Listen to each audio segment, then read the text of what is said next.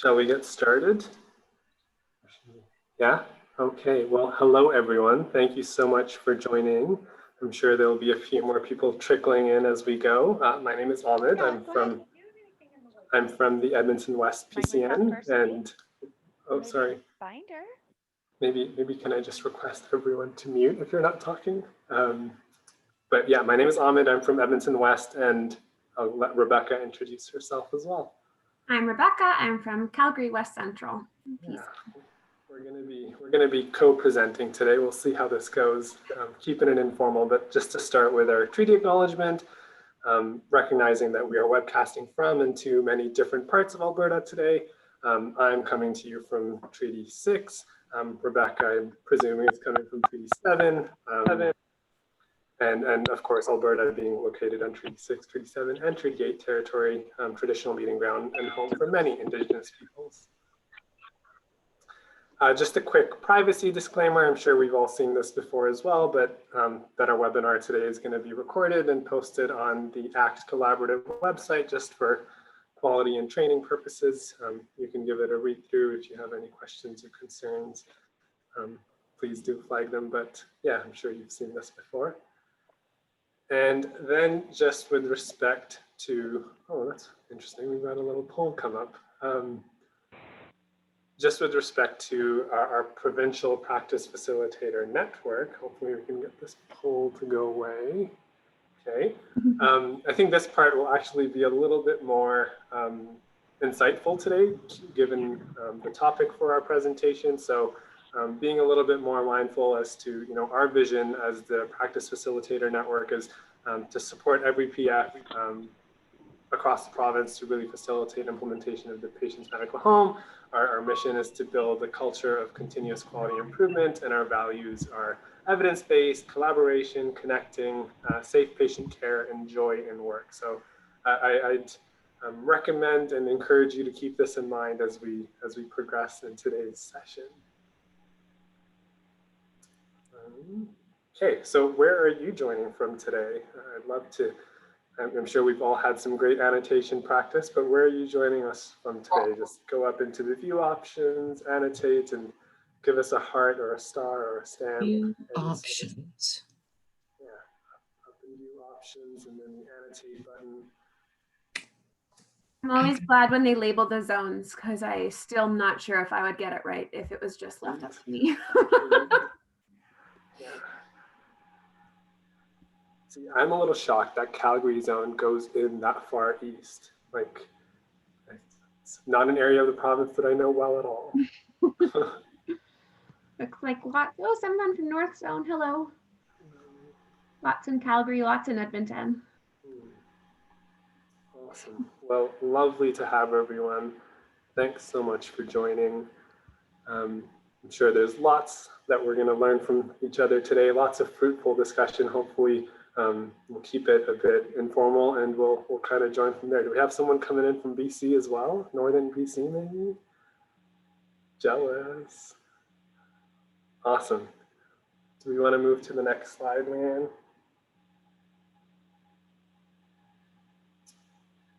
Yes. I think the hearts are very, even if they stayed there, they were perfect because this slide is like put together by Lori. It's fantastic. It's a nice little presentation as to, all the things that we've accomplished this year and everything, the whirlwind of a year that the practice facilitator network has had. So hopefully this works. We'd love to hear your thoughts and just everyone's real feedback and insight. So maybe if Leanne, you want to give it a go and trying to play it? Ooh.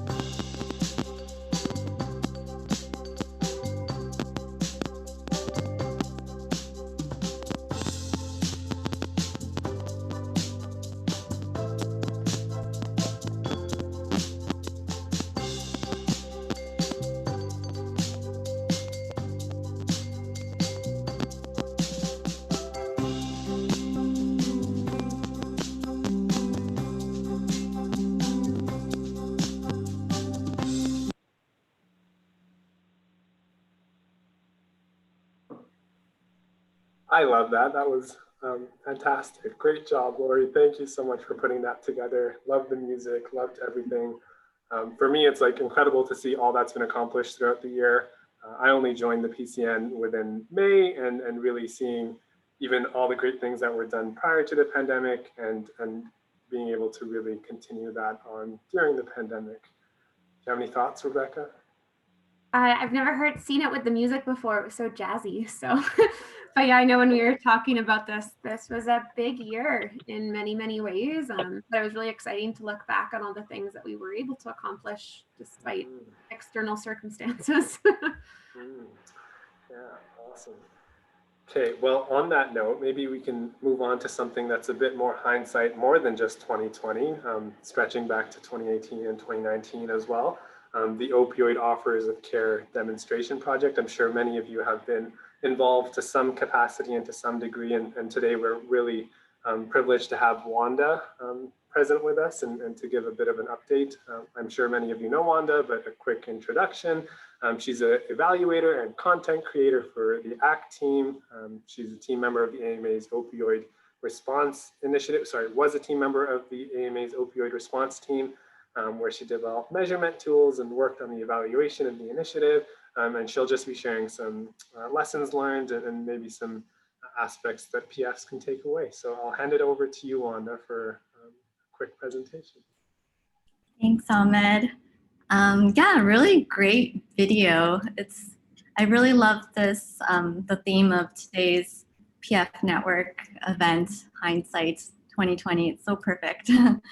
And so on that note, I thought I might come back to this group. So some of you might have remembered that we were running a demonstration project alongside the Opioid Response Initiative, which started back in 2018.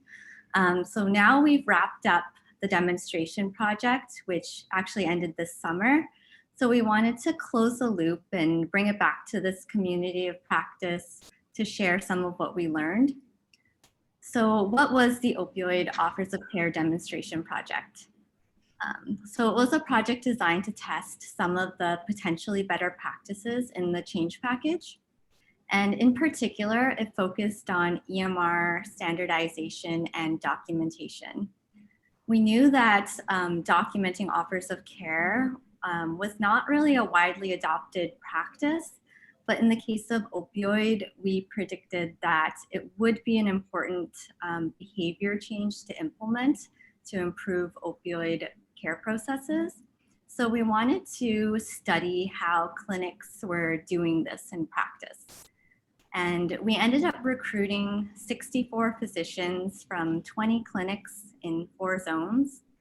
Clinics received support from practice facilitators, so some of you might have been involved, and also Mia Kavanaugh, a consultant with the AMA, was also involved in providing coaching and EMR support. So participating clinics submitted EMR data at baseline and at follow-up, which was at least 6 months after their baseline. Next slide, please.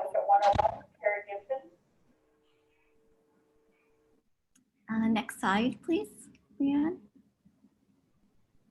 Thanks. So I wanted to just share some quick tidbits of what we found in terms of results, but I won't go too deep into the data. But if you're interested in learning more, then feel free to reach out to me. But basically, from baseline to follow-up, we saw that teams were able to track more offers of OAT and more patients on OAT. And this could have been due to a number of reasons, such as improved panel cleanup, EMR standardization, or even the quality of the offers of care being more patient-centered. And as an aside, an interesting finding was we actually found that there was a net decrease in the number of patients on an opioid at follow-up. So the number of documented offers of care was probably not due to identifying more patients who are eligible for an offer. So that was kind of interesting. And so the way we've interpreted this is that this is evidence of behavior change. We asked practices to work on improving EMR standardization and documentation, and we found an increase in the number of offers of care and the number of patients identified. Next slide. So another thing we measured was identification of patients with OUD, or opioid use disorder, which also increased from baseline to follow-up. The results we found were consistent with what is reported in the literature about the prevalence of OUD, which is about 10% of patients being prescribed an opioid. So our data showed an increase from 4.9% at baseline to 7.9% at follow-up. So what does this mean? Our interpretation is that the participating teams were able to close that gap between what they were doing and what the evidence shows, which I think it shows that they're becoming more aligned with organized evidence-based care. Next slide, please. So the real focus that I wanted to share with you today were lessons learned around implementation that I think would be insightful for what you do as practice facilitators, and some things that I learned as well that I would do differently in future projects. So the top 3 things that I wanted to share. So number 1 being around assessment of team behaviors. We found that team discussions are critical for accurate assessment of team behaviors. The second lesson was around data. So how to interpret QI data and what does it mean? And we learned that the data that we saw really demonstrated behavior change as a progression.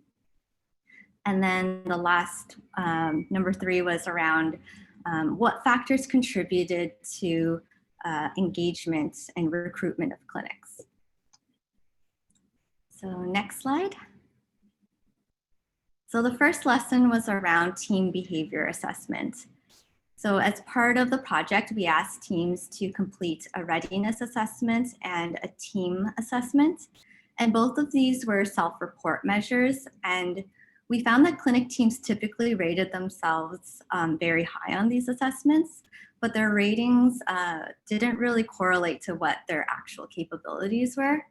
And this is not really a new finding for us, but it did confirm that our current way of assessing things needs improvement. We have been working on developing new ways to assess clinics more objectively by looking at behaviors rather than by a rating or a checklist. So my key takeaway was that we need to do something different.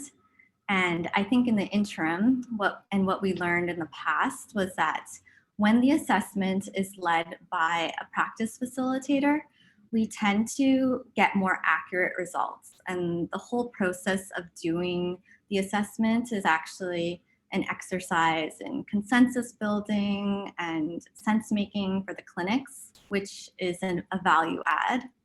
So simply asking a clinic to fill out a survey and asking them to rank themselves is not as helpful without the practice facilitation aspect of it. Next slide. So the second lesson we learned was around gaining a deeper understanding of the real world practice data and what it means. So we learned that implementing the behavior change that we were interested in, which was documenting offers of care, which you'll see on the far right of that spectrum, number 7.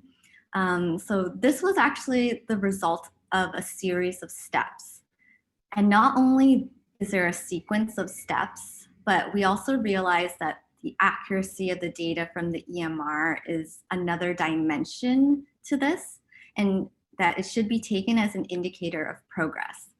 So for example, although many practices at baseline were able to do step number 5, build EMR searches, we saw that the accuracy of data improved from baseline to follow-up because practices were actually going back to previous steps and working on improving their ability to identify patients, to clean up their medication lists, and to standardize their EMR data entry. So although the timeframes for moving along this continuum varied quite a bit, this was the basic progression that we observed. And we thought that this would be important to highlight that this work is really about processes. Next slide, please. And lastly, our third learning was around engagement of clinics. So at first, when we were starting to recruit participants, we had a hard time engaging physicians beyond just the usual physician champions who normally put their hands up for initiatives. And we were using a much more passive approach. Where we did find success was when we enlisted Mia's help in recruitment. And she used a more active approach by really tailoring the delivery of messages to physicians and leveraging relationships that she had. So we ended up recruiting far more physicians than we expected, and we engaged with new clinics who wouldn't normally engage in QI projects. But because Mia really tailored her approach and supported these clinics, she was able to provide that clinical hook for clinics who were really interested in doing opioid work, but maybe wouldn't have normally engaged in a QI project. So these early majority clinics needed support and engagement in a different way. We also found that the project offered a structured way for clinics to participate in QI. And I think that this really contributed to the enhanced participation, the retention and uptake of the project. So we had very few participants drop out, even during a pandemic, which I think says a lot.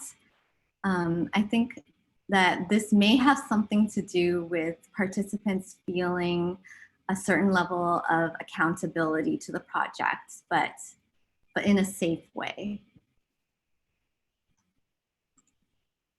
Next slide, please. So those were the key lessons that I wanted to share with you, and it was after much reflection. So if you're interested in learning more about opioid care process improvements, you can check out our website. You'll find the change package there and tons of resources for practice facilitators. There's also the online training module. For those of you who might have missed the in-person training, this is an online module that you can actually do at your own pace. So lots of resources on the website, and feel free to reach out to me with questions. Mia has also graciously offered to field questions from you guys as well. So she's happy to help any way she can. So thank you for allowing me to share with you today. Thanks so much, Wanda. That's so nice, like you said, to close the loop a little bit on something that I know I've been here kind of for the whole journey. So it's really nice to get the evaluation side of things and see those lessons that are learned on the bigger scale. So thank you so much for joining us today. We really appreciate it. Thanks for having me. Of course. So for the second part of our webinar here today, we're really hoping to get everyone's reflections for a few aspects of the last year. So we really do encourage you to use that annotate feature, or if you'd like to come off of mute, you can raise your hand and we can get you to speak to the group as well. But to start us off, we wanted to kind of think about where we've been and how we got here. So just reflecting on this time last year, what's been the biggest change for you? And this could be in your work life, it could be home. I know I got a puppy this year, so that's changed significantly.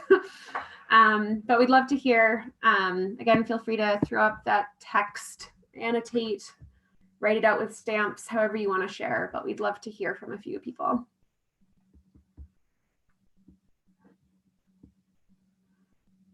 Or Ahmed, what's your reflection to start us off? I think the puppy thing got me thinking a little bit. So I'm actually like terrified of dogs, but the biggest step that I took this year was I pet a dog. So I've made progress. And I think other than that, I mean, the biggest change would actually be being in a practice facilitator role with the PCN. And it being, I think even since the start of the year, it's been such a learning opportunity, and having been able to be involved with so many different networks and learn from so many different people, I think it's that in itself has been a very big change and a positive change. See a few people here saying the not traveling piece. I know that's been a big change for lots of people, and different ways of assessing the world. Changes in homework balance, and it looked like there was a new work environment as well. And I know I'm certainly not in an office right now, so it's been a lot of adaptation. I have to apologize to a lot of physicians because my dog snores and she naps during the day. So it's a lot of fielding odd noises. What else do we have here? Making relationships with clinics in a virtual world. Yes, whoever said that we'd love it if you expanded on that a little bit more in a future question a bit.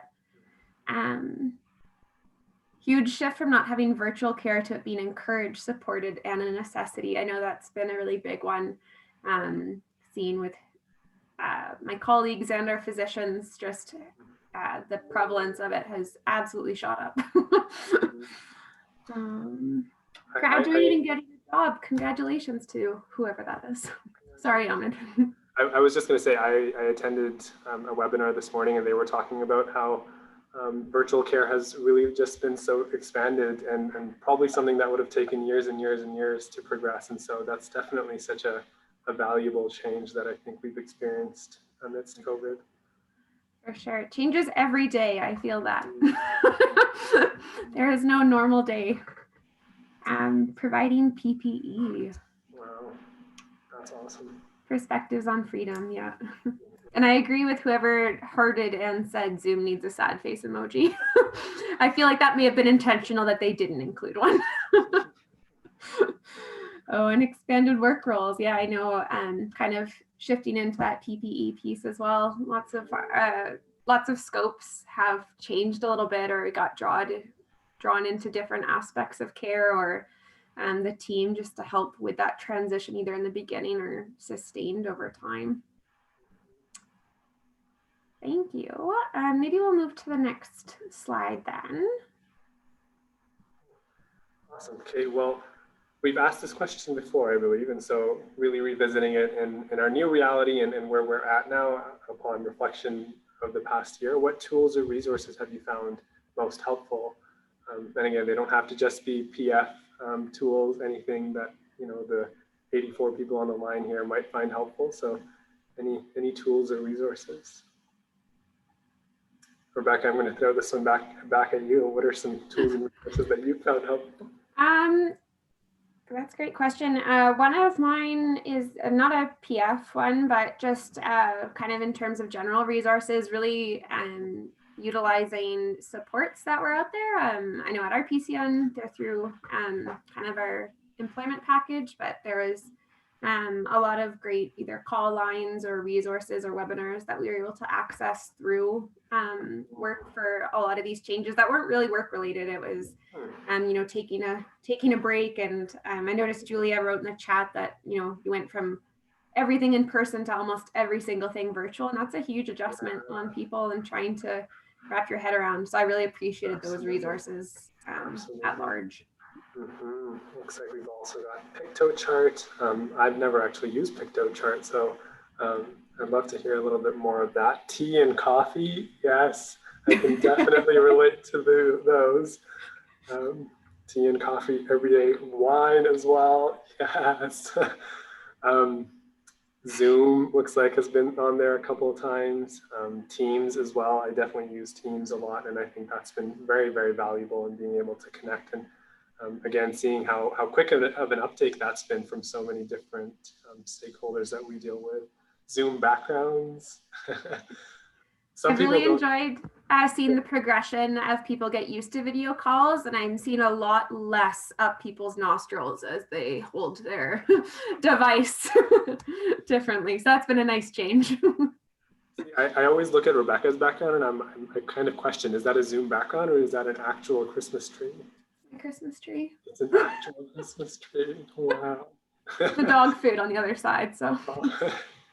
Microsoft OneNote and Excel. I use OneNote a lot, and I find that tremendously valuable. That's a really important one that I think I'm so glad someone put that in. Compassion and caring, very rooted, very, I think now.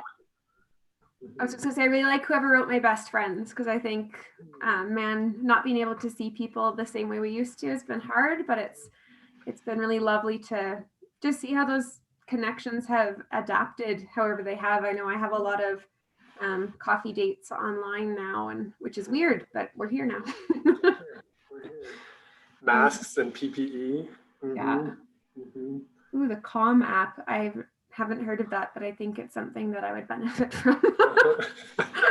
Name alone. I think we've also got the HQCA, and maybe if someone wants to expand on that a bit more, is it the HQCA reports or any other resources with the HQCA that you found beneficial? Just to build on that, again, if anyone wants to come off mute and actually share either a story or a resource or anything with us, we'd love to hear from you. You can just raise your Zoom hand. I'll pick on you. Yeah. Online courses, yeah. So the webinar I was attending this morning is actually the IHI forum, and I was reflecting on how it's so fantastic to be able to attend that from my living room and still continue some of the conference practices of having room temperature tea available at my fingertips and keeping some of those traditions going. But the online courses and the online conferences, being able to attend that, yeah, what an opportunity. Love that, the room temperature tea, Almond. A hallmark of conferences. Perfect. Awesome. Okay, well, we can definitely capture some of these, and if anyone has any that they'd like to share further in the chat as well, if there's anything specific, that would be great. But why don't we move on, Rebecca? Ahmed, just before you move on, your IHI comment made me think, just to remind everyone that we do have the licenses for IHI Open School just until January 31st. Our utilization has been quite low this year. So it's up in the air as to whether or not we're going to be able to renew that. So if anybody is interested, we can repost on the discussion board how to get registered for that, because you still have just a few weeks to take advantage of that opportunity. Thanks, Lori. That's great. I know I did that at some point, and it was a great resource to have had access to. So hopefully other people take up on that. So moving from resources, and again, if there's ever something that you come across that you find super helpful, please share on the discussion board with the rest of the PS. I know I'm always really grateful whenever I see something go up there. But maybe we'll go to the next question, Leanne. Thank you. So we wanted to reflect, it's been a big year. So we wanted to hear from some of the team, what's been one of your greatest wins this year as a practice facilitator? Maybe a big win, a small win.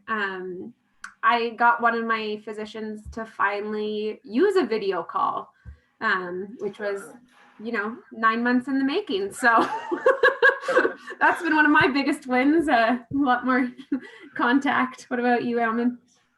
I think this one probably speaks to our PCN as a whole a little bit. We've really been able to establish a pretty strong quality team and begin engaging with clinics that haven't been engaged at all in the past, particularly paper clinics. Some clinics that we haven't been involved with in the past at all, and so really being able to get our foot in with them and start building those relationships as a PCN, I think as a whole has been great. I'm sure Joshna and Selma can speak to this as well. But yeah, what else have we got on the go here? We got lots of CPAR. There's a lot of hearts and stars, and I know that's been a great win for a lot of people. And great congratulations to anyone who's successfully got some clinics to sign up. You've had a bit of an uphill battle, so that's a huge accomplishment. Ordering a whiteboard for our team room for data sharing. That's awesome. To whomever that was. I would, if anyone wants to expand on that, I think that's super cool, in terms of what kind of data they're sharing or how they made that happen. Progress on several new initiatives. Congratulations. Whether those are big ones or small ones, it doesn't matter. It's, again, a huge step in quite a year. Everything's a win, right? Yeah.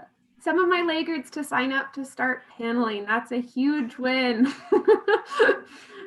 If you had anything that finally clicked with them, I'd love, again, if this individual would like to share that, again, either in the chat or by adding another comment. What was finally that switch that was able to be hit to get them to start? I love that one. Being able to adapt to there's almost too few O's in that. I could use a few more, honestly. Many changes without losing my mind. Yeah, I think that circles back to being a part of the team virtually. I'm very grateful for my team at my PCN, all of us approaching it together and being able to celebrate or debrief as needed. Absolutely. I feel like that Calm app would definitely help with all the changes. So I'm going to look into it after this. Sure. And our little CPAR bubbles, just getting more and more hearts and stars and checks and arrows and everything. Being able to support clinics and outreach calls to ensure patients are receiving care they need. Yeah, that's a huge win. And I'm sure hugely appreciated by a great number of people. Being able to do things virtually that I couldn't accomplish driving around to all of our clinics. Right. Yeah. I know I'm able to meet with far greater number of teams in a day just because you're taking out that kind of commuting time. I've thankfully had far fewer radio ads in my life. Not listening to it while driving. I kind of miss my CBC in the morning, to be honest. High risk outreach at the beginning of COVID to make sure patient continuity, for sure.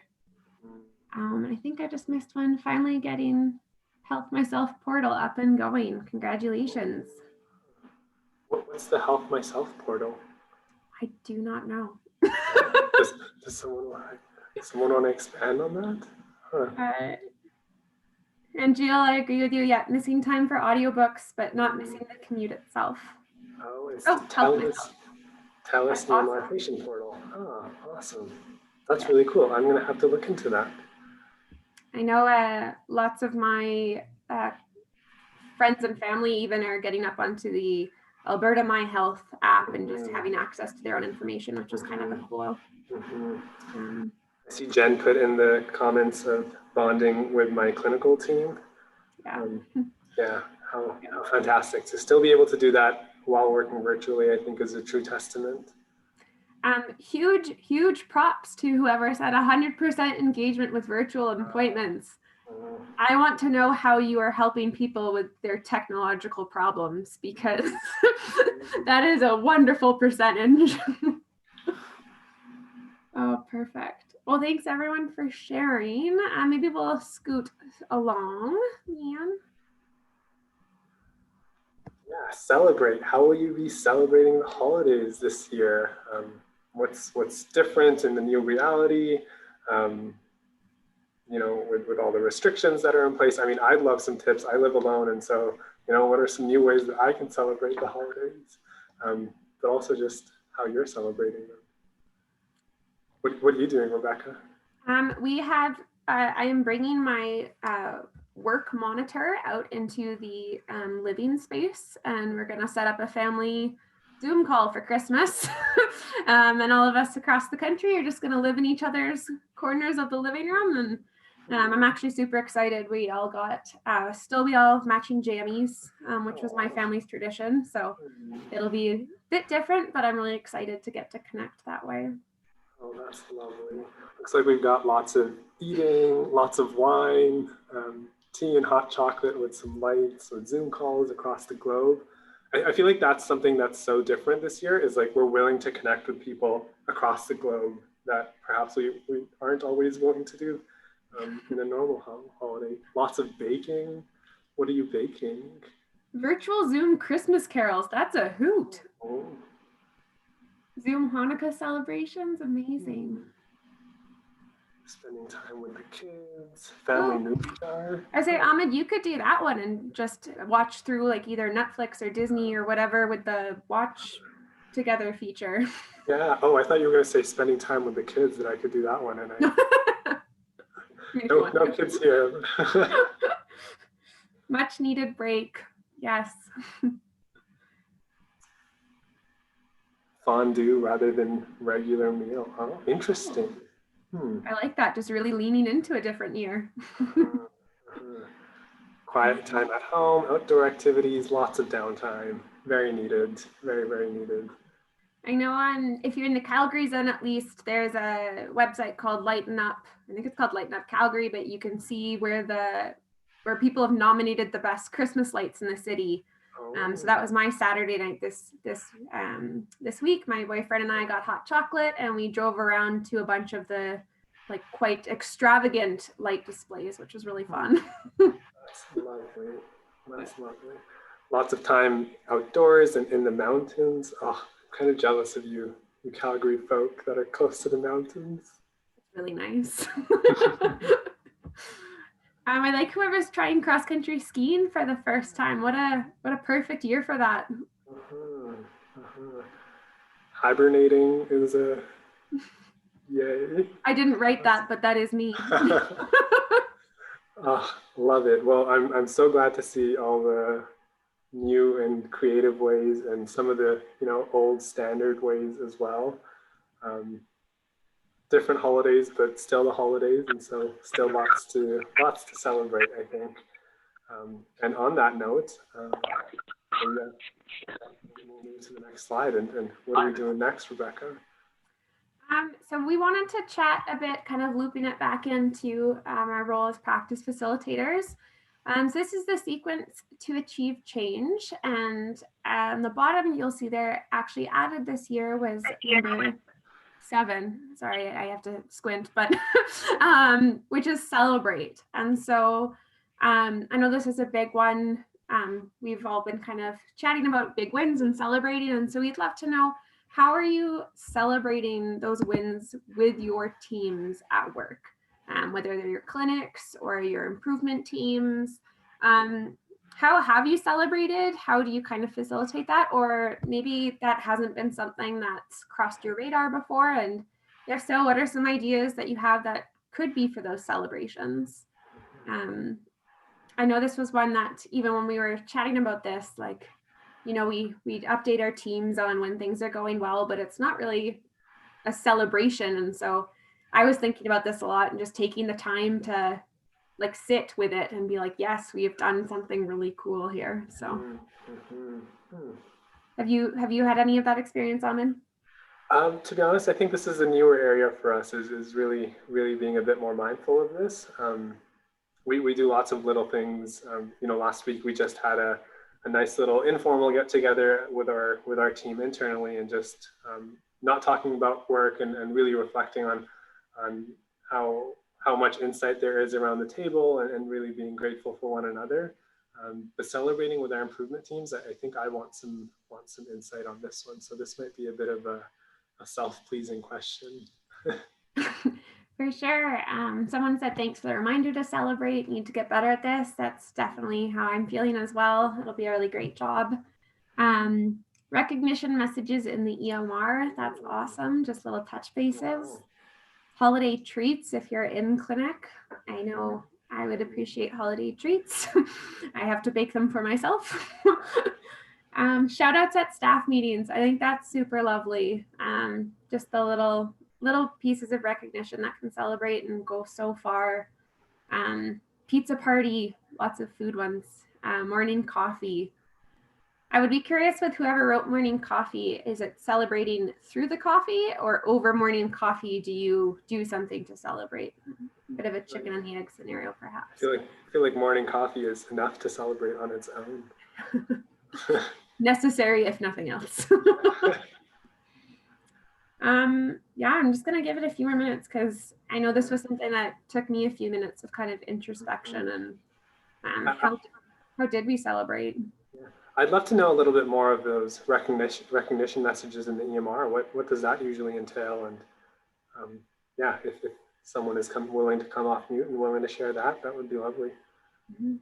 Or who that's going to. Is it just kind of a shout out to that person, or is it somehow a team shout out, depending on your EMR situation? Hi guys, that was me, Jennifer. Jennifer. Speaking from the Bow Valley PCN.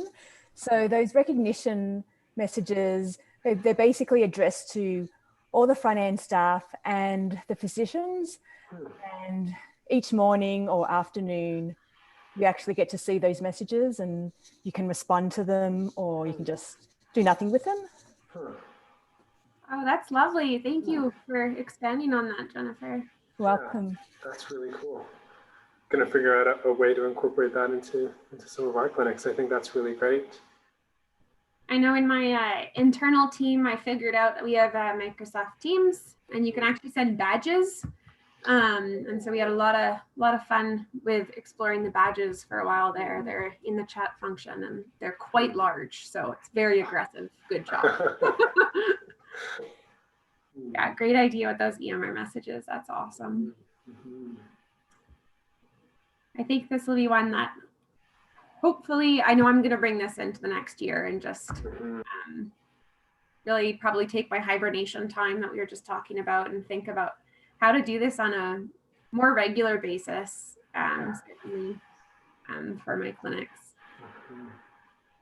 We did actually, back when we were in real person, we used to have QI boards in a lot of our clinics, like a bulletin board where you could record things. And so it was always very fun when a project got finished and they'd either like highlight it or take it down or whatever it might have been, which was always very exciting. I did also just see in the comments that Anita said newsletter announcement. That's something that we're doing as well, is you know, a new program or a new initiative that we've taken on. We'll kind of send a newsletter congratulations or shout outs that goes out to, you know, all our members. And so it's that nice bit of encouragement and also the showcasing, you know, the great work that's being done. So thanks for prompting that, Anita. That's awesome. I also fully agree with whoever said we should have a budget for bringing food. Whether that's for celebration or otherwise. They're on board. Well, perfect. Lori or Leanne, if one of you wants to capture this, and perhaps we can scoot to the next. Thanks, Lori.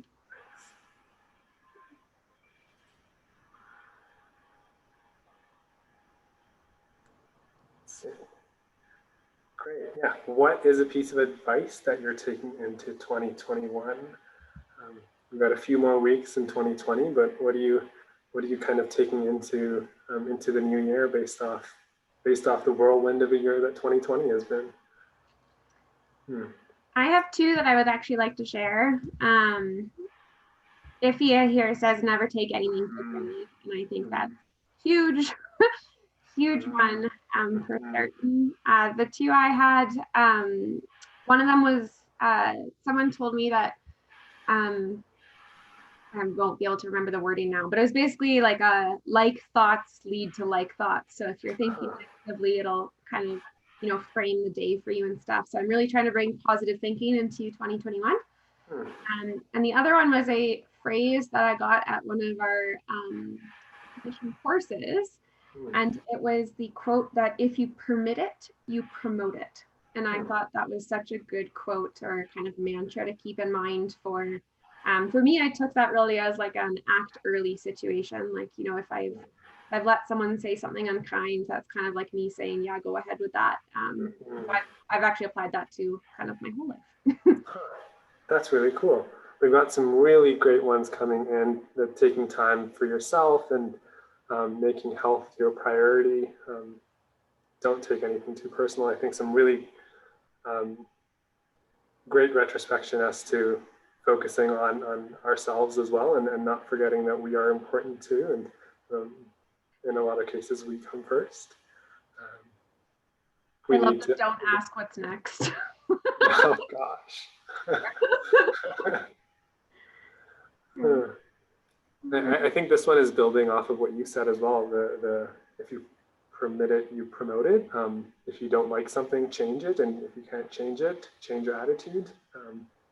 Love that. Yeah, I really love that. I really love that. Laugh more. Yeah. Mm-hmm. I think sometimes that's all you can do. Take it with a grain of salt, laugh it off. Try and keep going. I really like this one. I'm going to write this one down. The best days of our lives haven't happened yet. Oh, someone's got to trademark that quote. I really like in the chat here, someone was talking about very similarly, like we're not all in the same boat. We're in the same storm, and be kind, help whoever you can, and don't assume you know what's going on with someone else. I think that's really important. I really like that. Really, really like that. I like the sweatpants are acceptable office wear. Yep. Yep. That's a major win, I think. Major win from 2020. Redefining workwear. Yep. I think the dress jogger really had their year in 2021.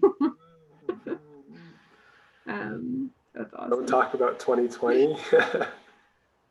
Fight Club style, I like that. Yep. Make health the priority, I think, is super important too. Huge one.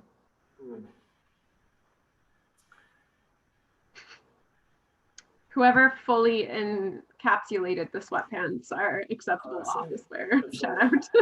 Business up top, casual down low. One of my friends fondly refers to that as the Zoom mullet. Oh, like has a blazer and then has got like booties and stuff. Zoom mullet. Love it. Awesome. Well, thanks so much, everyone, for sharing. Some great pieces of advice, definitely. Accept that some things are irrevocably have changed. Some things have irrevocably changed. Yeah, definitely. Like what a new reality. So thanks everyone so much for sharing. Maybe we can capture this and move on as well. And so kind of we've talked a little bit about reflecting on how we got here. Talked a little bit about some wins from this year, what we're bringing into next year. And so we wanted to expand on that a little bit more as well. And again, drill down to the practice facilitator aspect. And what are some aspects of being a practice facilitator that you'd like more information on next year? Is there a certain training that you'd find really helpful, a conversation that you haven't had? We'd just love to hear your thoughts. We wanted to leave this pretty open-ended to get everyone's kind of perspective and interpret that as you will.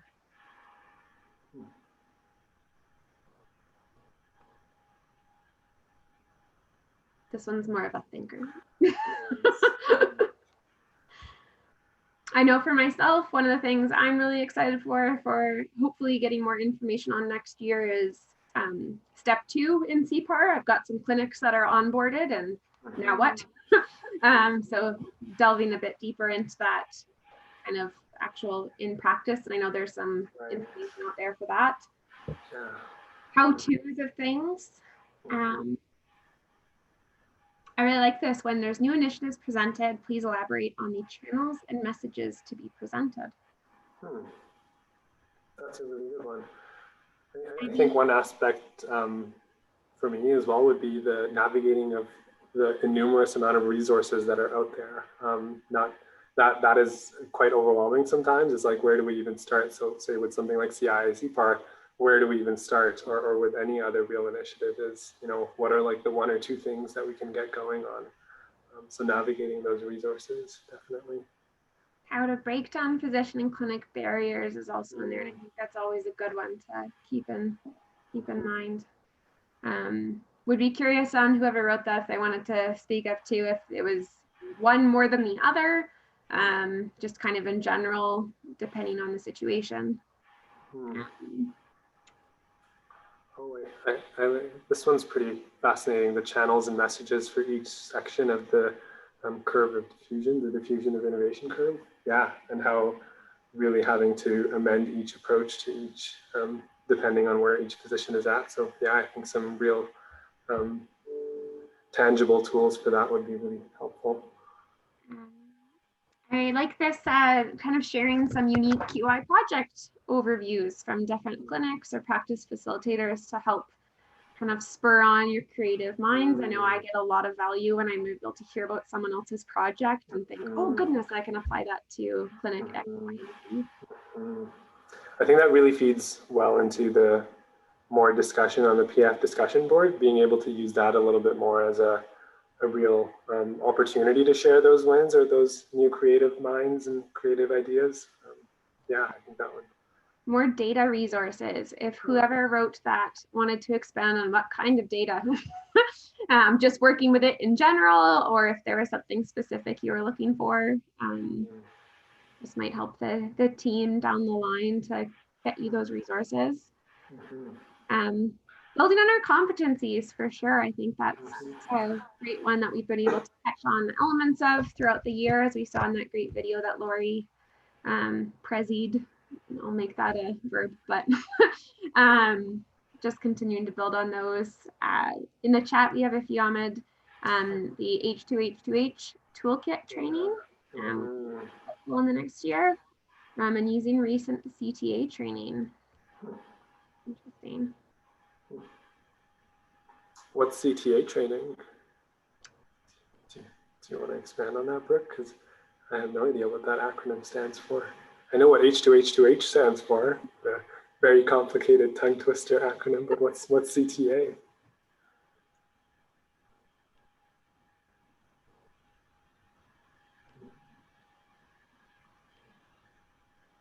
Oh, cognitive task analysis, really cool.